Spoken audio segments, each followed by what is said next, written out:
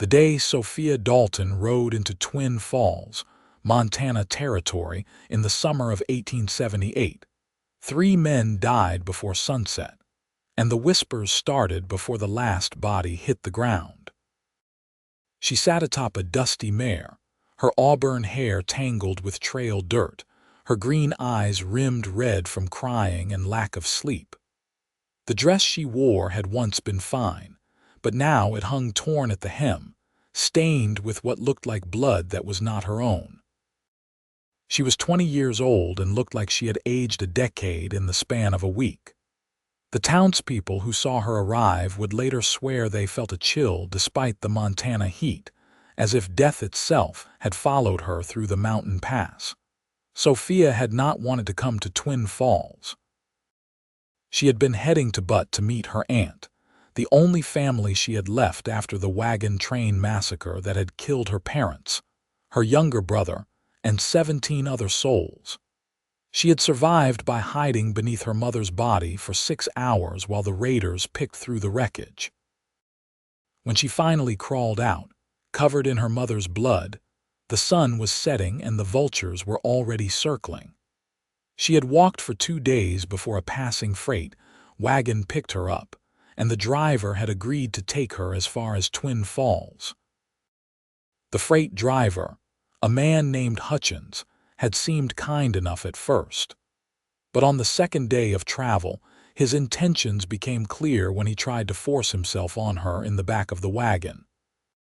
Sophia had grabbed the first thing her hand found, a wrench used for fixing the wagon wheels, and she had hit him hard enough that he fell backwards out of the moving wagon. She heard the crack when his head hit a rock, but she did not stop to check if he was breathing. She just took control of the horses and kept driving until she saw the buildings of Twin Falls rising from the valley below. She had not known about the other 2 deaths. Not yet. But they were already happening as she rode down Main Street, searching for the marshal's office or a church or anything that might offer sanctuary. At the Silver Spur Saloon, a card game had turned violent, and 2 men lay bleeding on the sawdust floor, one with a knife in his belly and the other with a bullet through his throat. The timing was coincidence, nothing more, but coincidence has a way of becoming legend in small towns where entertainment is scarce and fear is abundant. By the time Sophia found the marshal's office, the bodies were being carried out of the saloon. She dismounted, her legs barely holding her weight, and stumbled up the 3 wooden steps to the door. Marshal Garrett Pike was a hard man with gray in his beard and no patience for nonsense, but even he softened slightly when he saw the state of the young woman who collapsed into the chair across from his desk. "Help me," Sophia whispered, and then she told him everything. Pike listened without interrupting, his weathered face unreadable. When she finished, he leaned back in his chair and studied her for a long moment. "The freight driver you mentioned, Hutchins, did you kill him?" "I do not know," Sophia said honestly. "He fell. I did not stop to check." "That is probably murder, Miss Dalton, or at least manslaughter. He was going to rape me. I believe you, but you will still need to answer for it if he is dead, and if he is not, well, he might come looking for you with a different story." Pike scratched his beard. "Either way, you should not have come here. Twin Falls does not take kindly to trouble, and you have brought a wagon full of it. I had nowhere else to go. You have an aunt in Butte, you said. That is only 2 days' ride north. I have no horse now, no money, no food. I spent everything I had left on supplies that were in Hutchins' wagon." Sophia's voice cracked. "Please, I just need a few days to rest and then I will figure out how to get to Butte. I can work. I can clean or cook or anything you need." Pike sighed heavily. "The only boarding house in town is run by Marlene Hicks, and she is particular about her guests.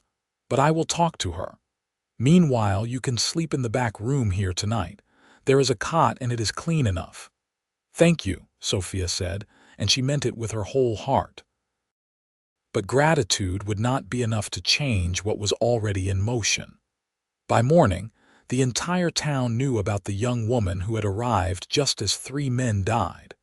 They knew about the blood on her dress and the wild look in her eyes. They knew she came from a massacre and had possibly killed a man on the road. And when word arrived 3 days later that a freight driver named Hutchins had been found dead with his skull cracked open on the trail south of town, the whispers became certainty. She was cursed. Death followed her. And Twin Falls wanted her gone. Marlene Hicks refused to rent her a room. The general store owner would not sell her supplies. The church ladies crossed the street when they saw her coming. Even the children were warned to stay away from the cursed woman who brought death wherever she walked. Sophia spent her days in the marshal's back room, venturing out only when necessary, feeling the weight of hundreds of hostile stares every time she dared to show her face. Marshal Pike was kind in his gruff way, but even he could not protect her from the town's judgment. "You should leave," he told her after a week. "Go to Butt. I will give you enough money for a stage ticket." "They will just blame the next bad thing on me even if I am gone," Sophia said quietly. "Running will not change anything." She was right about that. 2 days after Pike offered her the stage fare, a fire broke out in the stable behind the Silver Spur, and 5 horses died in the flames. The owner, a man named Jessup, immediately declared that it was the cursed woman's doing, even though Sophia had been in the marshal's office at the time with Pike himself. Logic did not matter. Fear had taken root, and fear has no use for facts. "You need to leave tonight," Pike said urgently after the fire. "Jessup is talking about running you out of town himself, and he has friends who will help him. I cannot protect you against a mob." Sophia packed her few belongings in silence. She had nothing but the clothes she wore and a spare dress Pike's late wife had left behind. No money, no food, no weapons. She would be walking into the wilderness with nothing, but that seemed preferable to being beaten or worse by angry men who had decided she was a witch. She left Twin Falls as the sun set, walking north along the road toward Butt, her shadow stretching long behind her. She did not look back at the town. There was nothing there for her anyway except hatred and fear. She walked for hours in the gathering darkness, until her feet were blistering and her legs trembled with exhaustion. When she finally collapsed beside the road, curling up beneath a pine tree, she did not expect to wake up again. Maybe that would be better, she thought. Maybe dying out here alone would be better than whatever came next. But she did wake up, and when she did, there was a man crouched beside her, holding out a canteen of water. Vincent Xavier was 30 years old, tall and lean with sun-darkened skin and dark hair that curled slightly at his collar. He wore the clothes of a working cowboy, dusty denim and worn leather with a pistol on his hip and a rifle on his saddle. His horse, a big bay gelding, stood a few yards away, grazing peacefully in the morning light. Vincent's eyes were brown and steady, and when Sophia jerked awake with a gasp, he did not move except to set the canteen on the ground between them. "Easy now," he said, his voice low and calm.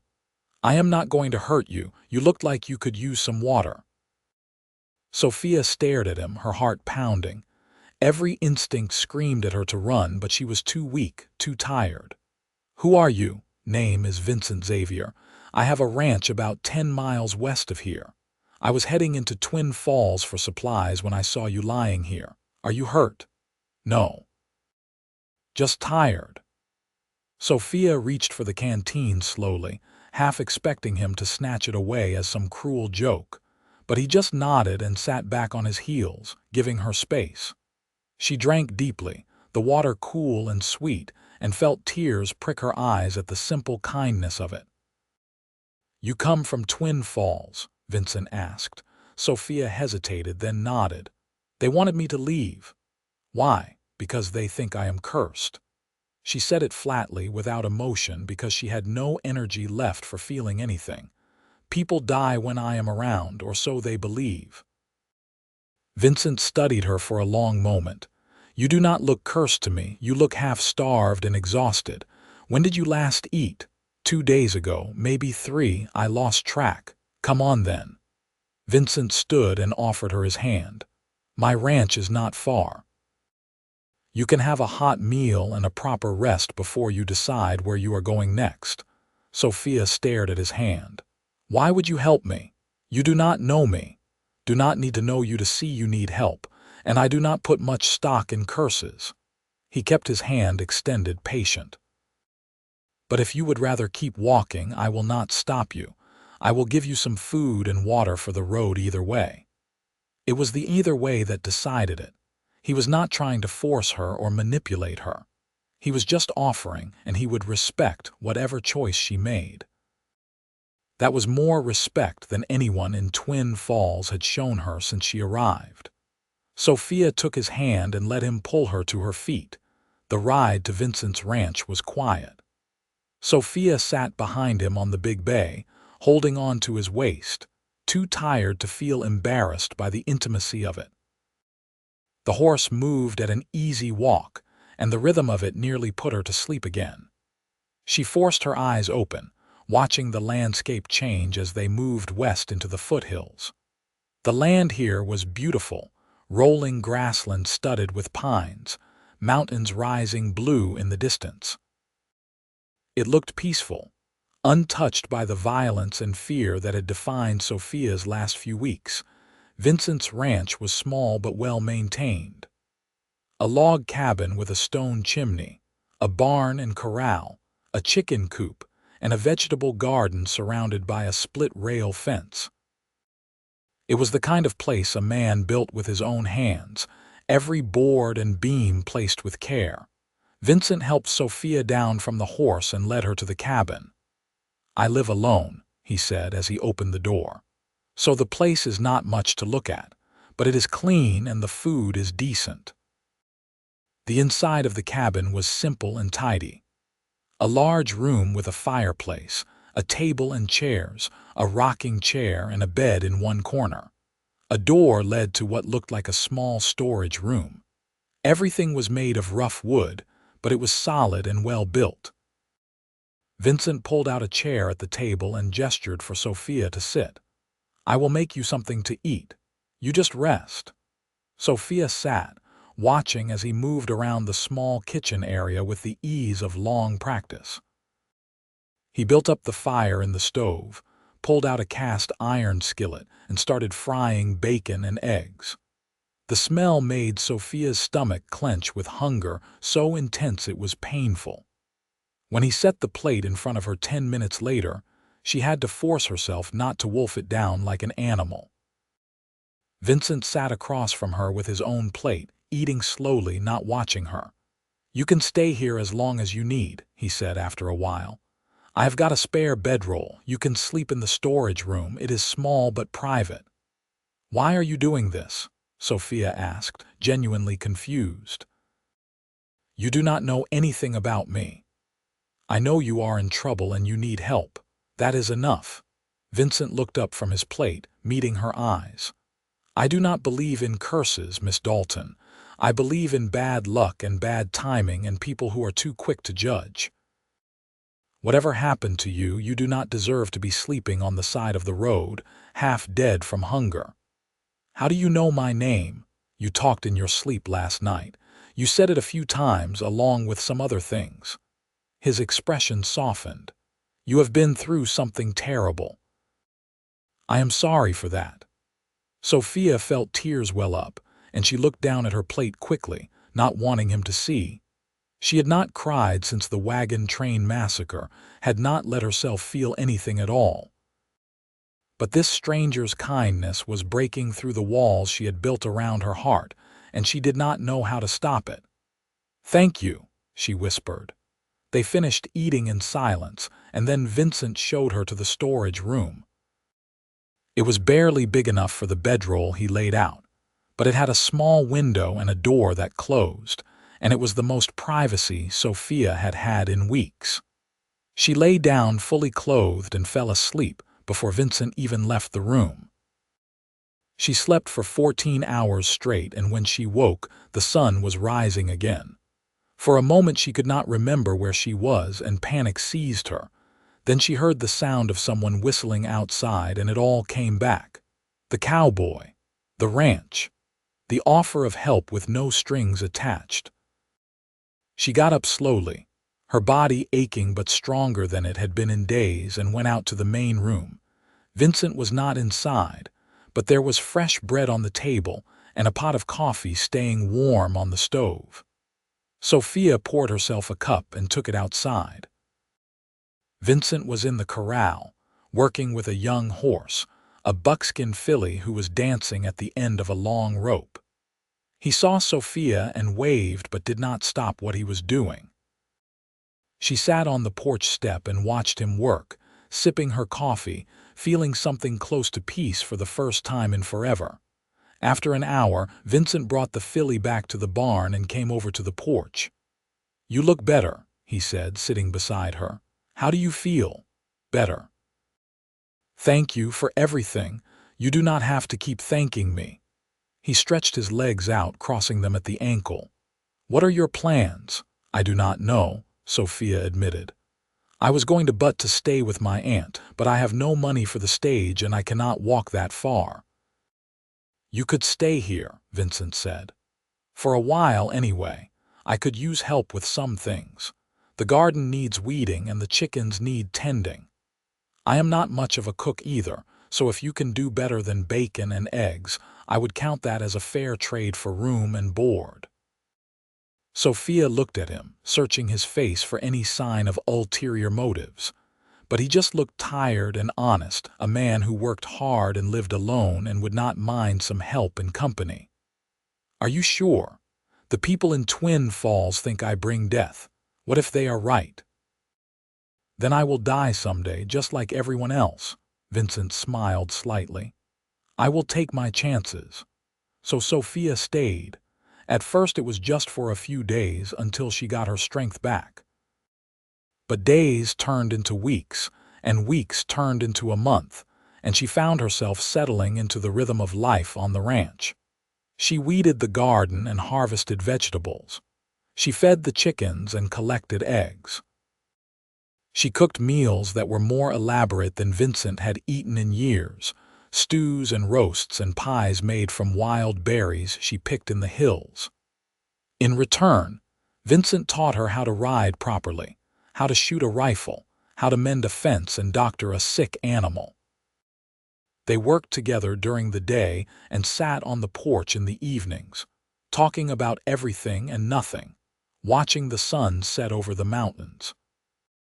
Vincent told her about his life, how he had come to Montana Territory 5 years ago with nothing but a horse and a saddle, how he had worked for other ranchers until he saved enough to buy this land and build his cabin. He told her about his family back in Kansas, a mother and 2 sisters he had not seen in years, though he wrote to them sometimes. He told her about the hard winters and the dry summers, about the constant work and the occasional loneliness, but also about the satisfaction of building something with his own hands. Sophia told him about her childhood in Ohio, about her parents who had dreamed of a better life out west, about her little brother who had loved horses and had been so excited about the journey. She told him about the wagon train, about the attack, about hiding under her mother's body and the guilt she felt for surviving when they had not. She told him about Hutchins and the freight wagon, about Twin Falls and the fear in people's eyes when they looked at her. She cried when she talked about her family, and Vincent just listened, not offering empty platitudes, just his presence and his understanding. Slowly, without either of them quite realizing it was happening, they fell in love. It started with small things. The way Vincent always made sure there was hot coffee waiting when Sophia woke up. The way Sophia mended his shirts without being asked. The way he smiled when she laughed, like it was the best sound he had ever heard. The way she felt safe when he was near, like nothing bad could touch her as long as he was there. They did not talk about it, did not name it, but it was there in every glance and every small kindness. 2 months after Sophia arrived at the ranch, Vincent rode into Twin Falls to get supplies. It was the first time he had been back since finding Sophia on the road, and he was not looking forward to it. But the ranch needed things he could not make or grow himself, so he saddled up the bay and made the ride. The general store was busy when he walked in, and the conversation stopped dead when people recognized him. Vincent ignored the stares and started gathering what he needed. He was loading flour and sugar into a crate when Marshal Pike appeared at his elbow. "Xavier, heard you have been harboring the Dalton woman." Vincent did not look up from his work. "She is staying at my ranch, working for room and board. Nothing illegal about that. People are talking, saying you have lost your mind, saying she has bewitched you. People should mind their own business." Vincent hefted the crate and turned to face Pike. "Sophia Dalton is not cursed, Marshal. She is just a woman who had some bad luck and needed help. I gave it to her. That is all. You know Hutchins is dead. She killed him. She defended herself from a man who was trying to rape her. If that is murder, then your laws are broken." Vincent's voice was hard now. "Is there something you actually want, Marshal, or did you just come here to repeat gossip?" Pike studied him for a long moment. "I am trying to help you, Xavier. That woman is trouble. The town wants her gone, and if she is living on your ranch, that makes you part of the problem." "Then I guess I am part of the problem." Vincent pushed past Pike and carried his supplies out to his horse. He could feel eyes on him the whole time, could hear the whispers starting up again as soon as he was out of earshot. He did not care. Let them talk. Sophia was worth more than the good opinion of people who were too scared and small-minded to see the truth. He rode home faster than he should have, suddenly anxious to get back, to make sure Sophia was safe. It was irrational, he knew. Nothing could happen to her in the few hours he was gone, but the hostility in Twin Falls had shaken him more than he wanted to admit. These people were angry and afraid, and that was a dangerous combination. When he reached the ranch, Sophia was in the garden, pulling weeds. She looked up when she heard the horse, and her whole face lit up when she saw him. Vincent felt something in his chest tighten and loosen all at once, and he knew in that moment that he was completely, irrevocably in love with her. He dismounted and walked over to the garden fence. "How was your day?" "Quiet. Peaceful. I made bread and picked beans and took a nap in the sun like a lazy cat." Sophia smiled, brushing dirt off her hands. "How was town?" "Fine. People are still talking about you." Her smile faded. "I am sorry I am causing you trouble." "You are not causing anything. They are choosing to be foolish." Vincent opened the gate and stepped into the garden. "Sophia, I need to tell you something." She looked up at him, her green eyes wary. "What is it?" "I love you." The words came out simple and plain, no fancy speech or poetry. "I have loved you for weeks now. Maybe since the first day I found you on the road. I do not care what the town thinks. I do not care about curses or bad luck. I just care about you." Sophia stared at him, her lips parted in surprise. "Vincent, I cannot ask you to do this, to tie yourself to me. You heard what they say. What if they are right? What if I really am cursed? Then we will be cursed together." He took her hands, dirt and all. "I am not asking you to make a decision right now. I just needed you to know how I feel. Because every day you are here, I fall a little bit more in love with you, and I cannot keep it to myself anymore." Tears filled Sophia's eyes, but this time they were not tears of grief. "I love you too," she whispered.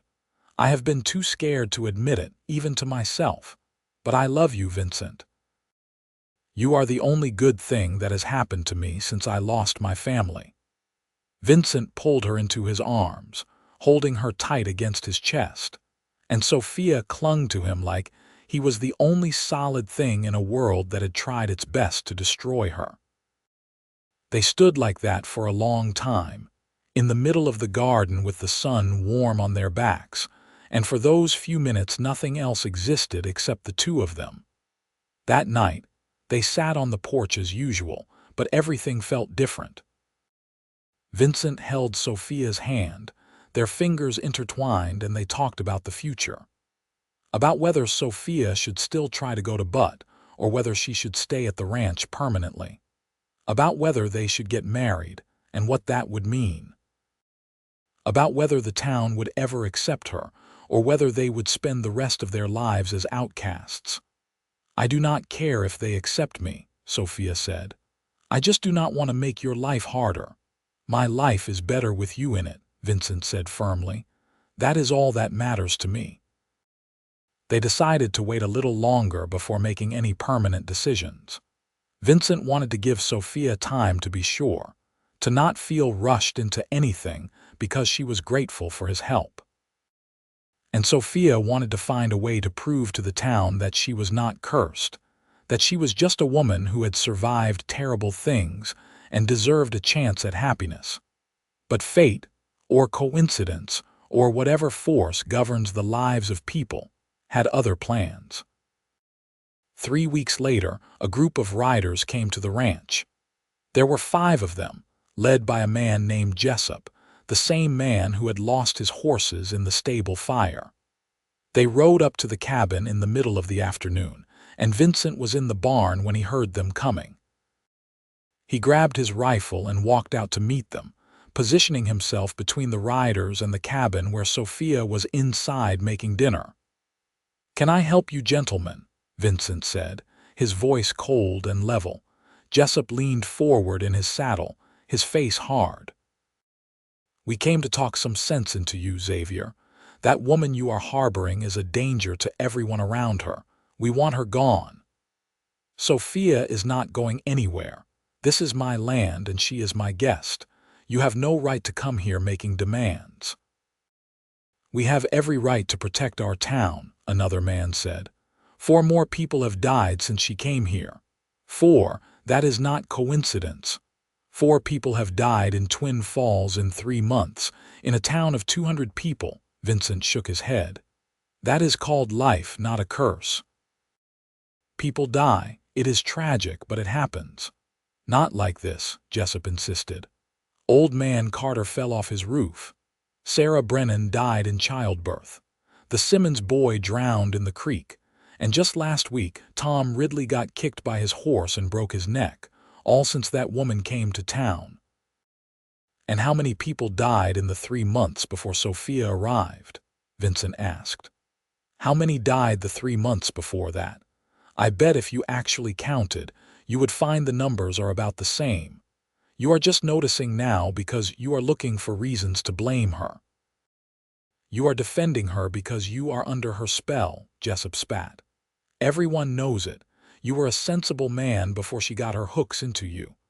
Vincent's hands tightened on the rifle. "Get off my land now, or what? You will shoot us." Jessup laughed, and the men with him joined in. "There are 5 of us and 1 of you, Xavier. You cannot win this fight. He is not alone." The voice came from the porch, and everyone turned. Sophia stood there holding Vincent's pistol, her hands steady. She looked terrified but determined, and Vincent felt a surge of pride and fear in equal measure. "Sophia, go back inside," he said quietly. "No." She came down the porch steps, the pistol never wavering. "I am tired of hiding. I am tired of being blamed for things I did not do. I am not cursed. I am not a witch. I am just a woman who has lost everything and is trying to survive. If you want to hurt me, you will have to go through Vincent, and I will not let you do that." Jessup's expression turned ugly. "You have got some nerve, woman. You kill a man, you bring death wherever you go, and now you are threatening us." "I am not threatening anyone. I am just saying I will not let you hurt Vincent because of me. If you want me to leave, I will leave. Right now. But you leave him alone." "Sophia, no," Vincent said sharply. You are not going anywhere. They are right, Vincent. People have died. Maybe it is not my fault, but they believe it is, and that belief is going to get you killed if I stay. Sophia's voice shook, but she kept the pistol raised. I would rather lose you and know you are safe than keep you and watch them destroy you. And I would rather die than let you walk away because of ignorant men who do not know how to think for themselves. Vincent moved to stand beside her, and together they faced the 5 riders. Last chance, Jessup. Get off my land or I will make you leave. For a long moment, no one moved. The tension was thick enough to choke on. Then Marshal Pike rode up the trail, his own rifle across his saddle, and the balance shifted. What is going on here? Pike demanded. We are just having a conversation, Marshal, Jessup said, but his tone was less confident now. Looks like more than a conversation to me. Looks like 5 men trying to intimidate 2 people on their own property. Pike rode up beside Vincent and Sophia, turning his horse so he was facing Jessup and the others. I think you boys should head back to town now, unless you want me to arrest you for trespassing and making threats. Jessup's face turned red with anger. You are supposed to be protecting the town, Pike, not helping the cursed woman. I am protecting people who need protecting. Right now, that is Xavier and Miss Dalton. Go home, Jessup, all of you. The 5 men glared, but they turned their horses and rode away, kicking up dust as they went. Vincent let out a breath he did not know he had been holding and lowered his rifle. Sophia lowered the pistol too, her hands shaking now that the adrenaline was wearing off. Pike dismounted and tied his horse to the porch rail. We need to talk. Inside the cabin, Pike sat at the table while Vincent made coffee and Sophia tried to stop her hands from trembling. When they were all seated with full cups, Pike leaned back and sighed heavily. You 2 have put me in a difficult position, he said. I know you are not cursed, Miss Dalton. I know the deaths in town have nothing to do with you, but the people believe it, and belief is a powerful thing. It makes people do stupid, dangerous things. What do you suggest we do? Vincent asked. Run away, let them win. I suggest you get married and move away from Twin Falls. Go up to Butte or Helena or even back to Kansas. Start over somewhere people do not know you. Pike looked at Sophia. You cannot change their minds, Miss Dalton. Trust me, I have tried. The best thing you can do is leave and let them forget about you. That is not fair, Sophia said quietly. Vincent has built a life here. He has worked so hard for this ranch. Why should he have to give it up because people are too foolish to see the truth? Because fair does not matter when you are dead, Pike said bluntly. Jessup and his friends will be back. Next time I might not get here in time to stop them. Next time they might bring more men, or they might wait until you are alone, Xavier. They might burn your barn or poison your well. There is no end to the damage angry, scared people can do. Vincent reached over and took Sophia's hand.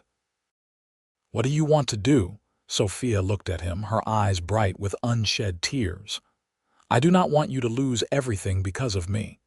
This ranch is just land and buildings. It is not everything. You are everything. Vincent squeezed her hand. We can start over somewhere else, together. If that is what you want. Is that what you want? I want you. The rest is just details. Sophia looked down at their joined hands, then back up at Vincent. Yes, let us get married. Let us leave. Let us start over. Pike stood. I can marry you right now if you want.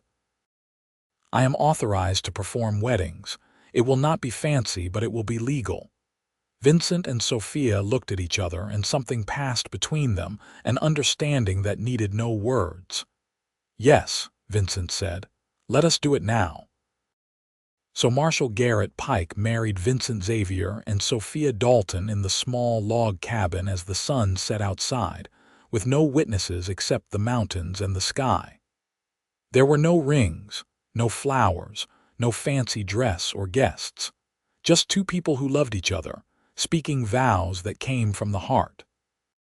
When Pike pronounced them husband and wife, Vincent kissed Sophia softly, and she kissed him back, and for that moment they were the only two people in the world. Pike left after the ceremony, warning them again to leave soon. "Jessup will be back. Maybe not tonight, but soon. Do not give him the chance to hurt you." Vincent and Sophia spent their wedding night packing. They could not take much, just clothes and food and things they could carry on horseback. Vincent sold the ranch to a man from Helena who had been looking for land in the area. Sold it for less than it was worth because he needed the money fast and could not afford to wait for a better offer. He kept his horses and tack, his rifle and pistol, and a few tools. Everything else he left behind. They left Twin Falls 3 days after the wedding, riding north toward but just as Sophia had originally intended. But this time she was not alone. This time she had Vincent beside her, and that made all the difference. The ride to Butte took 2 days. They camped along the trail, sleeping close together under the stars, talking about their plans. Sophia's aunt lived in a small house on the edge of town, and Sophia hoped she would let them stay there until they found work and a place of their own. Vincent was a skilled ranch hand and horse trainer, and Sophia could cook and sew and do a dozen other things that might earn money in a growing mining town like Butte. But when they arrived at her aunt's house, they found it empty and boarded up. A neighbor told them that Margaret Dalton had died 2 months earlier, victim of a fever that had swept through the poorer parts of town. Sophia stood in front of the empty house, staring at the boarded windows, and felt like the universe was laughing at her. She had been trying to reach this place for months, and now there was nothing here but another loss. Vincent put his arm around her shoulders. "It will be all right. We will figure it out." And they did. They found a boarding house that had a room to rent, small and cramped but clean. Vincent found work at a stable, training horses for a wealthy mine owner who paid well. Sophia took in sewing and laundry, and sometimes she cooked meals for the boarding house owner in exchange for reduced rent. It was hard work, long hours, and they had little money left over after paying for food and lodging. But they were together and they were safe, and slowly they started to build a new life. Months passed. Winter came, brutal and cold in the Montana mountains. Sophia and Vincent huddled together in their small room, keeping warm with blankets and body heat and the small stove in the corner. They talked about their future, about the ranch they would buy someday when they saved enough money, about the children they hoped to have. They made love quietly in the darkness, learning each other's bodies, finding comfort and joy in the intimate connection. In the spring, Sophia discovered she was pregnant. She told Vincent one morning over breakfast, watching his face anxiously, not sure how he would react. They had not planned for a baby, not yet, not when they were still barely scraping by. But Vincent's face split into the biggest smile she had ever seen, and he picked her up and spun her around right there in the boarding house dining room, laughing with pure joy. "We are going to have a baby," he kept saying, like he could not quite believe it. "We are going to be parents. Are you happy?" Sophia asked, even though she could see that he was. Happy does not even begin to cover it. Vincent set her down and cupped her face in his hands. "You have given me everything, Sophia. Everything I never knew I wanted, and now this. A child, our child. I could not be happier if I tried." They prepared for the baby with a mix of excitement and terror. Vincent worked extra hours, taking any job he could find to save money. Sophia sewed baby clothes from scraps of fabric, tiny shirts and gowns that seemed impossibly small. They moved to a slightly larger room in the boarding house, one with better ventilation and more light. The owner, a kind woman named Helen, gave them advice and hand-me-down baby items her own children had outgrown. In October of 1879, Sophia gave birth to a son. The labor was long and difficult, and there were moments when Vincent feared he would lose her. But Sophia was stronger than she looked, and she fought through the pain with a determination that left the midwife impressed. When the baby finally came, squalling and red-faced and perfect, Vincent cried for the first time since he was a boy. They named him Samuel, after Sophia's father. He had Vincent's dark hair and Sophia's green eyes, and he was the most beautiful thing either of them had ever seen. Vincent held his son for hours that first night, just staring at him in wonder, overwhelmed by the fierce love and protectiveness he felt. Sophia watched them from the bed, exhausted but glowing with happiness, and thought that maybe, just maybe, the curse was finally broken. But Twin Falls had not forgotten about Sophia Dalton. And some people carry grudges longer than is reasonable or sane. When Samuel was 3 months old, Jessup arrived in Butt. He had been asking around, tracking Sophia and Vincent, driven by an obsession that had grown darker and more twisted over the months. He found where they lived, found where Vincent worked. And one day when Vincent was at the stable, and Sophia was alone in the boarding house with the baby, Jessup came knocking. Sophia opened the door with Samuel on her hip, expecting the laundry delivery or maybe Helen from downstairs. Instead, she found Jessup, older and meaner looking than she remembered, with eyes that glittered with something ugly and broken. "Hello, Sophia," he said, her name sounding wrong in his mouth. "Remember me?" Sophia's blood turned to ice. She tried to slam the door, but Jessup was faster, shoving it open and pushing his way into the room. Sophia stumbled back, clutching Samuel tightly. "Get out," she said, her voice shaking. "Get out or I will scream. Scream all you want. No one will care." Jessup closed the door behind him. "You cost me everything, you cursed witch. My horses died because of you. My business failed. My wife left me. All because you brought your evil to Twin Falls. I did not do anything to you. I was not even in town when your stable burned. You cursed the whole place just by being there." Jessup advanced on her, and Sophia backed away, looking desperately for anything she could use as a weapon. "And then you left, but you did not take the curse with you. Things kept going wrong. People kept dying. It is all your fault." "You are insane," Sophia said. "None of that is my fault. You are just looking for someone to blame because your life did not turn out the way you wanted. I am looking for justice." Jessup lunged. Sophia screamed and swung Samuel out of the way, taking the full force of Jessup's attack. They crashed to the floor together, and Sophia fought with everything she had, clawing and kicking and biting. She could hear Samuel crying, could hear footsteps running up the stairs. She just had to hold on, just had to keep Jessup away from her baby for a few more seconds. Then Vincent was there, pulling Jessup off her with a roar of rage. He slammed Jessup against the wall hard enough to crack the plaster, his forearm across the other man's throat. "If you ever come near my wife or my son again, I will kill you," Vincent said, his voice deadly calm. "Do you understand me?" Jessup gasped for air, his face turning purple. "She is evil. She will destroy you too." "The only evil I see is you." Vincent hauled Jessup to the door and threw him out into the hallway. "If I see you in Butt again, you will be leaving in a coffin. Now get out." Jessup scrambled to his feet and ran, and Vincent slammed the door behind him. Then he turned to Sophia, who was on her knees beside the baby, checking him frantically for injuries.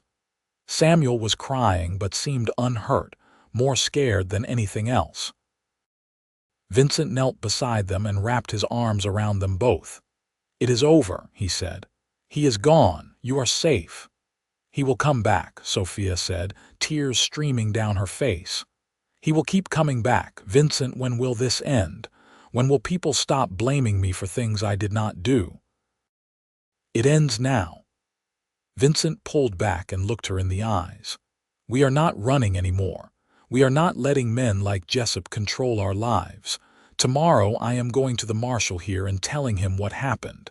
I am going to make sure Jessup is arrested if he sets foot in Butt again. And we are going to stay here and live our lives and be happy, and anyone who does not like it can go to hell."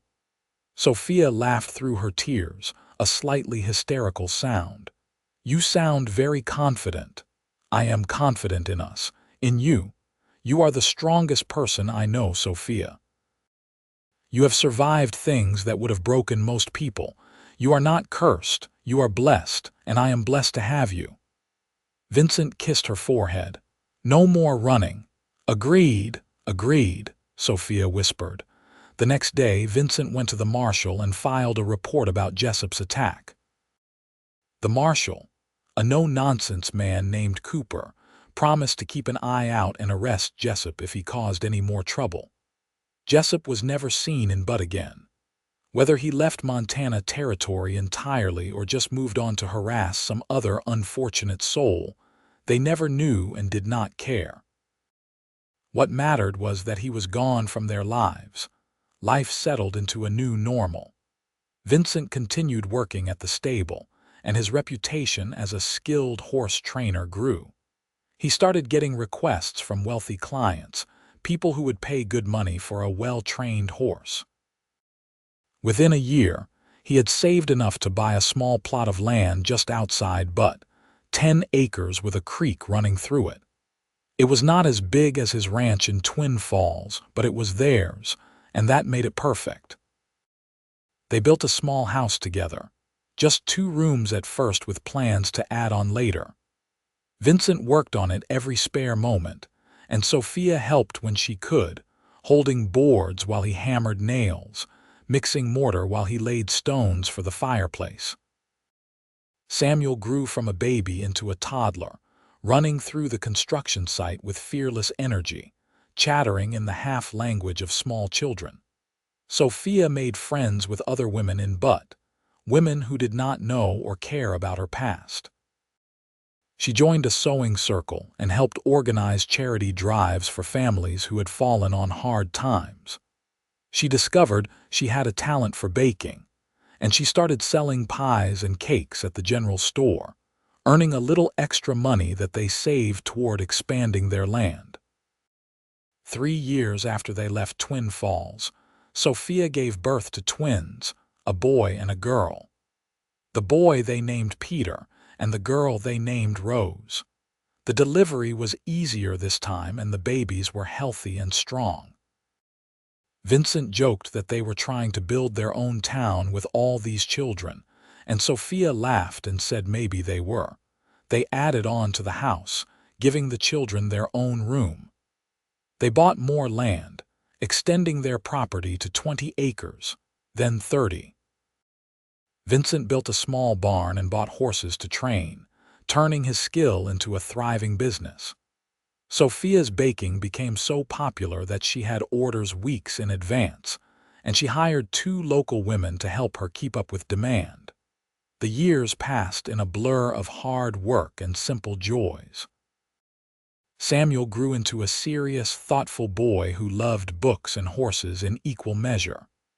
Peter was wild and adventurous, always getting into trouble, always covered in dirt.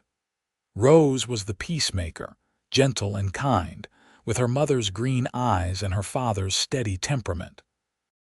The children did not know about Twin Falls or curses or the fear that had once defined their mother's existence. They just knew they were loved, and that was enough. When Samuel was 8, Peter and Rose were 5, and Sophia was 30, she stood in the kitchen of their now substantial house, looking out the window at her family. Vincent was in the yard with the children, teaching them how to rope a fence post. They were laughing, all 4 of them, Samuel serious about getting it right, Peter just happy to be swinging the rope, Rose cheering them on from the sidelines. The afternoon sun turned everything golden, and Sophia felt her chest tighten with a love so profound, it was almost painful. Vincent looked up and saw her watching. He grinned and waved, and Sophia waved back, smiling so wide her face hurt. This was happiness, she thought. This moment, this family, this life they had built from nothing but determination and love. The people in Twin Falls had called her cursed, had tried to drive her away, had sought to destroy her simply because they were afraid. But Vincent had called her blessed. He had seen past the fear and the superstition to the woman underneath, and he had loved her anyway, and he had been right. She was blessed.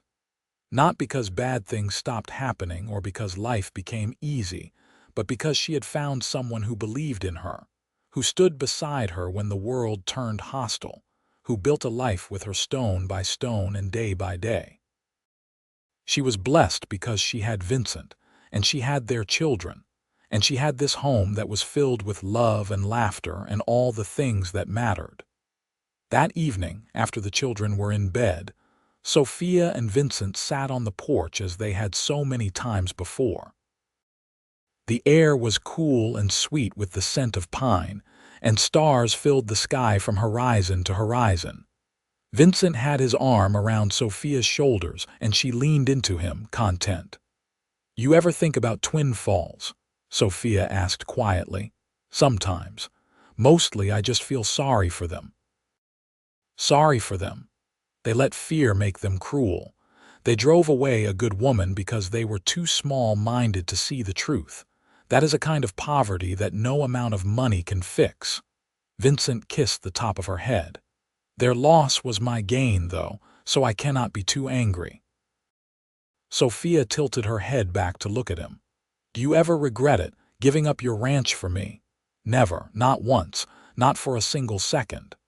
Vincent cupped her face in his hand, his thumb stroking her cheek. "You and our children are the best things that ever happened to me, Sophia. I would give up 100 ranches for you." "I love you," Sophia said, the words as true now as they had been the first time she said them in the garden all those years ago. "I love you too. Always." They sat together in the darkness, wrapped in each other's warmth, listening to the night sounds of their land. Somewhere inside, one of the children cried out in their sleep, and Sophia stood to go check on them. Vincent followed her inside, and together they looked in on their sleeping children. Samuel sprawled across his bed with a book on his chest. Peter and Rose curled up together like puppies. Vincent straightened the blankets and Sophia kissed each small forehead, and then they went to their own room and climbed into bed together. The years continued their steady march. The children grew. Samuel became a teacher, opening a small school in Butte for the children of miners and ranchers. Peter followed his father's footsteps, becoming a skilled horse trainer and eventually taking over the family business. Rose married a kind doctor and had 4 children of her own, filling Sophia and Vincent's later years with grandchildren who called them Grandma and Grandpa, and climbed all over them with sticky hands and endless energy. Vincent's hair turned gray, then white. Sophia developed lines around her eyes from years of smiling. Their bodies grew older, but their love remained constant, a steady flame that warmed them through the cold Montana winters and the inevitable hardships that came with aging. They worked side by side until they were too old to work anymore, and then they sat side by side on the porch, watching their grandchildren play in the yard, telling stories about the old days. On Vincent's 60th birthday, the whole family gathered for a celebration. There were 23 people crammed into the house, children and grandchildren, and even a few great-grandchildren. There was music and laughter and so much food the table groaned under the weight of it. Samuel gave a toast, thanking his father for showing him what it meant to be a good man. Peter presented Vincent with a beautiful saddle he had tooled himself, decorated with patterns of horses and mountains. Rose had organized the whole event, managing the chaos with her usual quiet efficiency. Sophia stood beside Vincent, holding his hand, and looked around at all these people who existed because a cowboy had decided to help a woman everyone else called cursed. She thought about how close she had come to dying on that road, how close she had come to giving up entirely. And she thought about Vincent's kindness, his courage, his absolute refusal to let fear dictate his choices. "Thank you," she whispered to him, leaning close so only he could hear over the noise. "For what? For saving me, for loving me, for giving me all of this." She gestured at the room full of family. Vincent squeezed her hand. "You saved yourself, Sophia. I just gave you a safe place to land. Everything else you built with your own strength and courage. I am proud of you. I have always been proud of you." They stayed up late that night, after everyone else had gone home or fallen asleep in various rooms.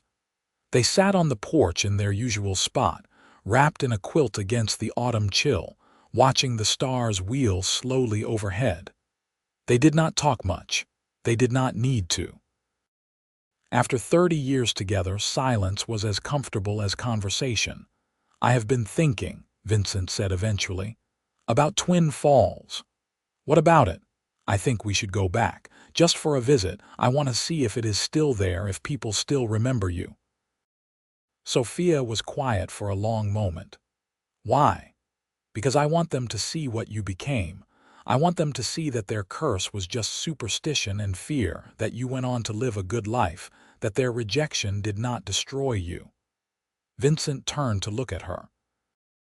"And maybe I want to prove that I was right, that you were blessed, not cursed. Petty of me, perhaps, but there it is." Sophia laughed softly. "It is petty, but I like it. Let us go. Let us show them." They made the trip 2 weeks later, just the two of them, riding in a wagon pulled by one of Peter's horses. It took 3 days to reach Twin Falls, and the journey was harder on their aging bodies than either wanted to admit. But they pressed on, driven by curiosity and a desire for closure. Twin Falls had grown in the 30 years since they left. The main street was wider, with more buildings and more people. The Silver Spur Saloon was still there, though under new ownership. The general store had expanded. There was a new church and a proper school building. Progress had come to the little town in the valley, and most of the people they passed on the street were strangers. But there were some familiar faces. Sophia saw Marshall Pike, ancient now but still alive, sitting in a rocking chair outside what was no longer the marshal's office but a barber shop. He squinted at them as they drove past, and recognition dawned slowly on his weathered face. He raised a hand in greeting, and Sophia waved back. They found a place to stable the horse and then walked through the town, looking at all the changes. No one paid them much attention, just another old couple visiting from somewhere else. They stopped for lunch at a restaurant that had not existed in their time, and the food was good, the service friendly. It all felt surreal, being back in this place that had loomed so large in their memories but now seemed so ordinary. On their way back to the wagon, they encountered an old woman sweeping the porch of a small house. She looked up as they passed and stopped, her eyes widening. "Sophia Dalton." "Is that you?" Sophia stopped, studying the woman. Recognition came slowly. "Marlene Hicks. I go by Marlene Porter now. I remarried after my first husband died." The old woman set down her broom and came to the fence. "I heard you left town years ago, heard you got married and moved to Butte." "I did. This is my husband, Vincent Xavier." Sophia gestured to Vincent, who nodded politely. "We were just passing through, thought we would see how the town had changed." "It has changed plenty. Lots of new people. Most of the old-timers are gone now, dead or moved away." Marlene looked uncomfortable. "I want to apologize, if you will let me, for how we treated you back then. It was wrong. You were just a girl who needed help, and we drove you away because we were scared and stupid." Sophia felt a lump form in her throat. She had not realized how much she needed to hear that until this moment. "Thank you. That means more than you know." "You look happy," Marlene said, her eyes moving between Sophia and Vincent. "You have done well for yourself. Very well. We have 3 children and 7 grandchildren and a good life in Butt. We have been blessed." Sophia took Vincent's hand. "I was not cursed. I was never cursed. I was just unlucky for a while, but that changed when I met Vincent. I can see that." Marlene smiled, and it was genuine. "I am glad. You deserved better than what we gave you." They talked for a few more minutes, exchanging the kind of superficial updates that old acquaintances share when reconnecting after decades apart. Then, Sophia and Vincent said their goodbyes and continued to the wagon. As they climbed up to the seat and Vincent took the reins, Sophia looked back at the town one last time. "How do you feel?" Vincent asked. "Lighter," Sophia said. "Like I have been carrying something heavy for 30 years and I just set it down." "Good. That is good." Vincent clicked his tongue and the horse started forward, pulling them out of Twin Falls and back toward home. The ride back to Butt was peaceful and unhurried. They camped beside the road at night, sleeping close together under the stars like they had done when they were young. They talked about their children and grandchildren, about the past and the future, about all the little moments that had added up to a lifetime of love. And when they finally reached home, they were greeted by Peter and Rose and a swarm of grandchildren who had missed them terribly in their short absence. Life continued its gentle rhythm. Vincent's health began to fail when he was 65, his heart growing weaker, his energy fading. He could no longer work with the horses, could barely make it from the bed to the porch most days. Sophia tended him with the same fierce devotion he had shown her all those years ago, making sure he was comfortable, that he was never alone, that he knew he was loved. On a cool morning in October, with the aspens turning gold on the mountains and the air crisp with the promise of winter, Vincent woke to find Sophia sitting beside the bed, holding his hand. The room was full of soft morning light, and he could hear the sounds of the household waking up around them, grandchildren laughing somewhere in the house, the smell of coffee brewing. "It is a good day," he said, his voice weak but content. "It is a very good day," Sophia agreed. She leaned down and kissed him softly. "I love you, Vincent Xavier. You are the best man I have ever known." "I love you too, Sophia Xavier. You are my blessing. You have always been my blessing." He smiled up at her and his eyes were clear and peaceful. "I am not afraid. I know, neither am I." Vincent closed his eyes and drifted off to sleep, and sometime in the next hour, while Sophia held his hand and the morning sun warmed the room, his heart stopped beating. He went quietly, peacefully, surrounded by love. And Sophia, though her heart broke into 1,000 pieces, knew that this was exactly how he would have wanted it. The funeral was attended by everyone who had ever known Vincent, and some who had only heard of him. They buried him on a hill overlooking the land he had worked so hard to build, with a view of the mountains he had loved. Samuel spoke at the service, his voice steady and strong as he told stories about his father's kindness and courage. Peter read a poem he had written about teaching and legacy. Rose sang a hymn in her clear, beautiful voice. And Sophia stood beside the grave, holding tightly to her children's hands, and said goodbye to the man who had been her partner and protector and truest love for 35 years. After Vincent died, Sophia thought often about moving in with one of her children, but she could not bring herself to leave the house they had built together. She stayed on the land, tending the garden, feeding the chickens, sitting on the porch in the evenings and talking to Vincent as if he were still beside her.